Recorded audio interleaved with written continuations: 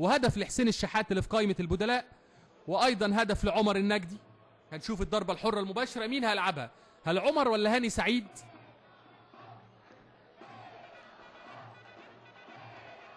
سابها عمر لهاني. هاني خبره، هاني مفيش شك، تجربه في السيري A مع باري وفيورنتينا، والسيري بي مع بروجيا وكاتانيا، ثم العوده لبوابه الدوري المصري عن طريق المصري البورسعيدي. عمرو الله على الجول، الله على الجمله، الله على الجمله. قلت لحضراتكم زلاتكو المدير الفني اليوغوسلافي اشتكى من الناحيه الذهنيه والناحيه الخططيه وقفه اللاعبين في ارض الملعب بمنتهى السهوله. المخ يقدر يغلب العضلات. هو قال لي اللاعب الافريقي هو اقوى لاعب بدنيا.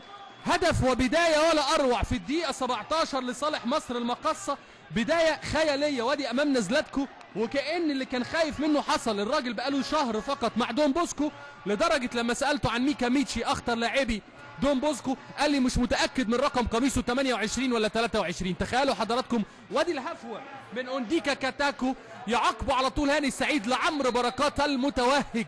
5 أهداف في الدوري هذا الموسم، وهدفين في الكونفدراليه، وهدف الثالث عشان يبقى هو هداف كأس الكونفدراليه الى الان عمرو بركات.